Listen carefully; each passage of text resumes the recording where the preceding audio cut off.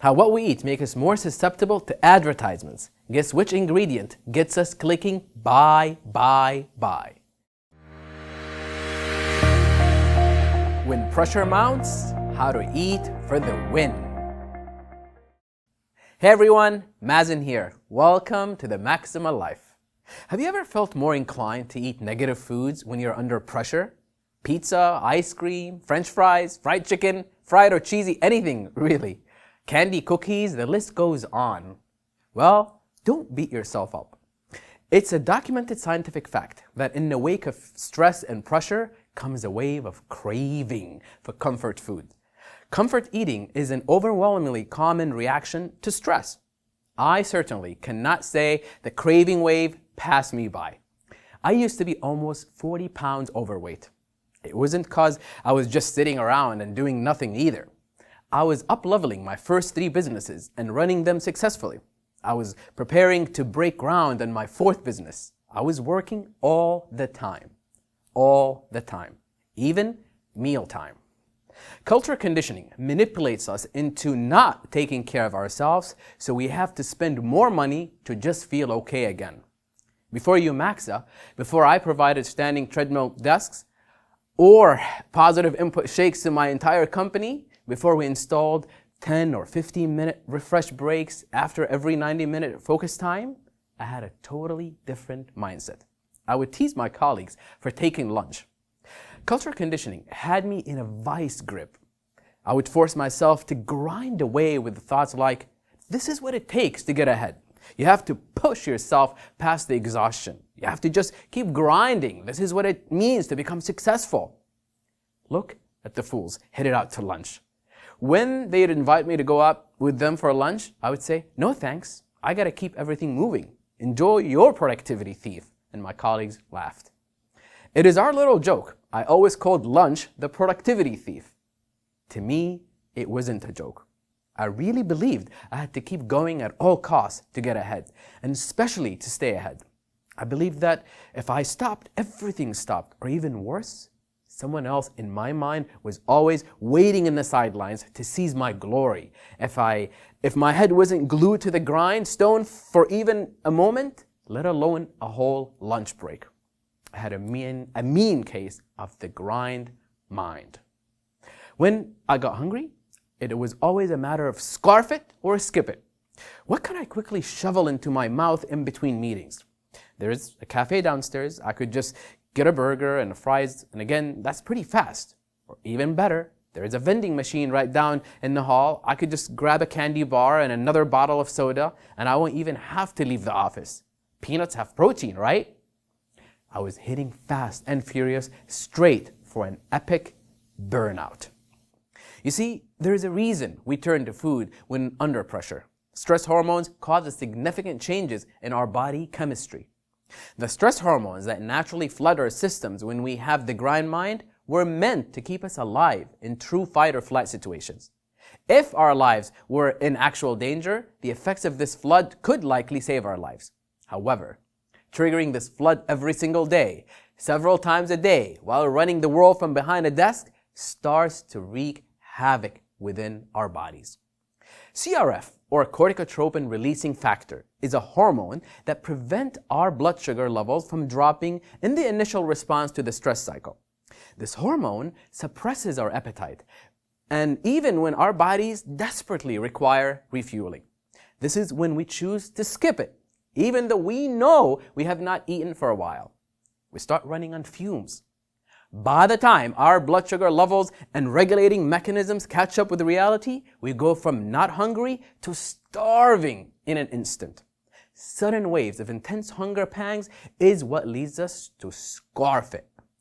So, while our bodies are preoccupied with furiously producing this massive hormonal production of stress hormones like adrenaline to support our stress response, our gray matter, our brain, is simultaneously being starved of glucose. Excessive adrenaline and stress hormones production in the body drains the brain of what it needs to sustain our productivity.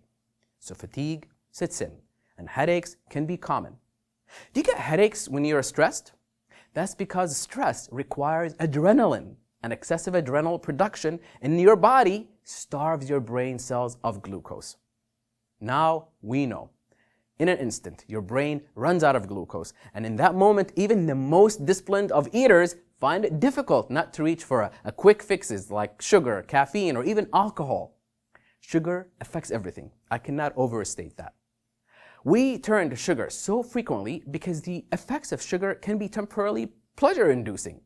When we input sugar into our system, we get a quick hit of serotonin, that feel-good chemical that imitates a short but sweet release from a stressful state. In tough times, sugar can be a quick fix. However, gorging on sugar has swift and undesirable consequences like irritability, fatigue, and jitteriness that only worsen the stress levels in the stress cycle. Sugar perpetuates the stress cycle by restarting it back to the beginning. The body is a reporter, and it's always telling the truth. The report always has the same headline. It reads, "Have more energy now. Here is how." We need the type of energy that this report is guiding us towards.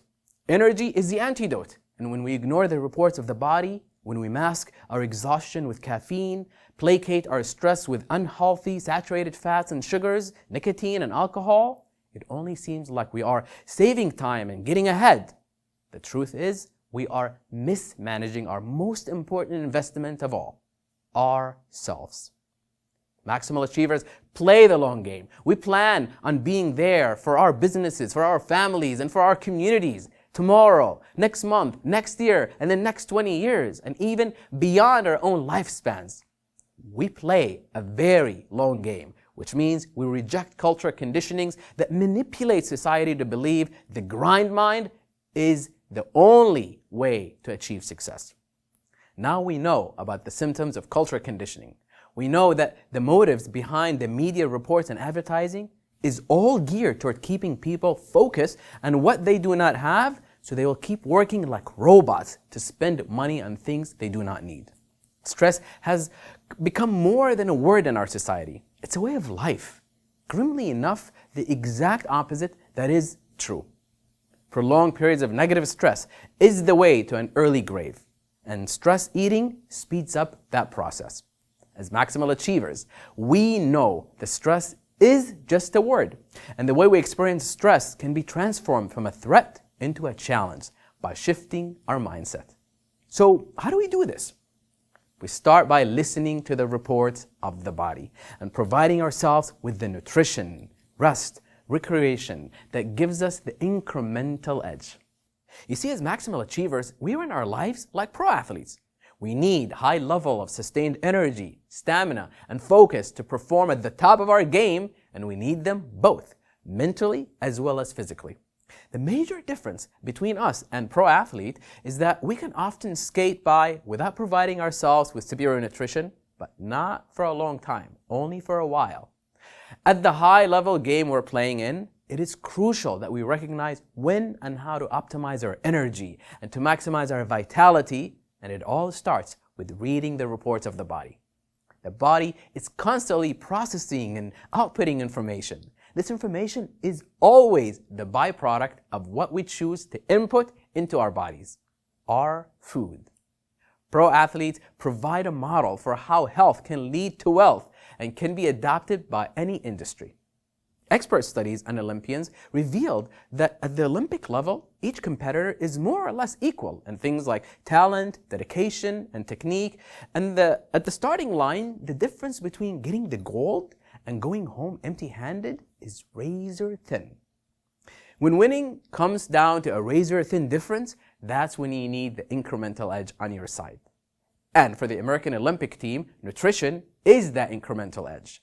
Top chefs are flowing in from across the globe to meet each athlete's nutritional needs. And for several years, this has allowed America to dominate in several Olympic events. In many cases, besides winning more gold medals than any other team, they also achieve increased wealth and notoriety for their efforts. Why should this matter to you? Let me just say it for you like this. The winning team increases their wealth by increasing their health. Yes, most of us aren't professional athletes, but the principle is still the same. You are only as good as your last meal. When that deadline is approaching, when that crunch time is in full effect, research has proven that many of us are still operating in that two-gear mode of skip it or scarf it. Studies surveying more than 5,700 workers from a wide range of industries concluded that people tend to gain weight at work. Have you ever heard of the college 15? It's in reference to the 15 pounds that many freshmen gain as they struggle to balance a new life of heavy study loads with pizza and partying. Well, now the office 15 has become just as common of an expression.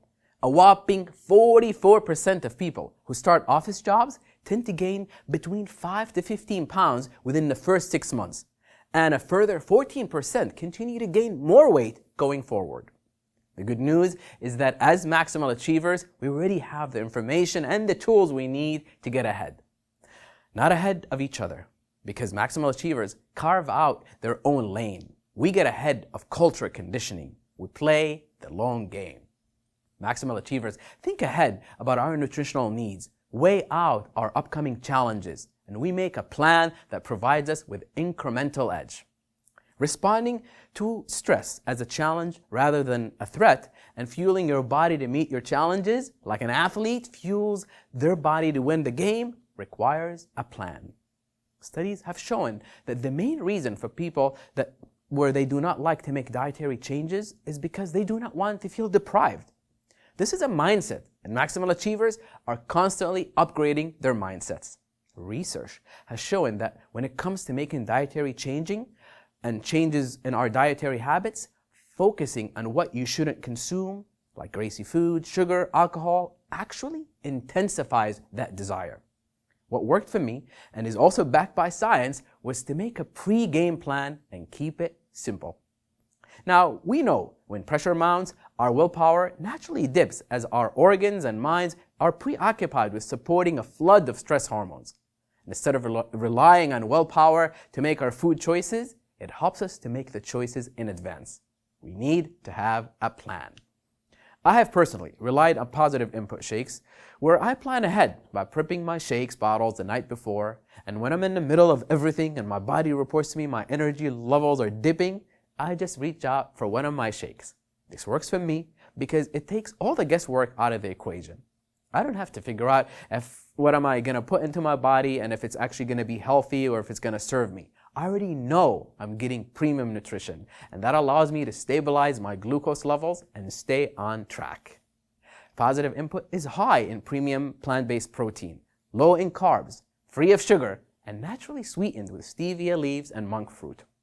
The unique architecture provides the system with antioxidants, fiber, energy boosters, and many other good nutrients. It's positive food for the brain and the body, and it keeps me sustained for hours. Positive input shakes are fast and easy, and it is how I was able to regain my stamina and get back to my healthy body weight. Responding to pressure during crunch time without reaching for negative food input requires a plan. Do not think and fight with your willpower about all the things you shouldn't eat. You already know what they are, and there is no need to put any more focus on them. Instead, focus on the positive habits you've already developed to support you in these high-pressure times. What's one small sustainable addition that you can make today to the positive habits you've already developed? Keep it simple, keep it doable, and never underestimate the cumulative effect of a small change made daily. Thank you all for joining me today. As always, it has been a pleasure to face some challenging but illuminating truths that will ultimately result in greater health, more positive experiences, and living long, prosperous, maximal lives. If you like what you have seen and heard, please subscribe.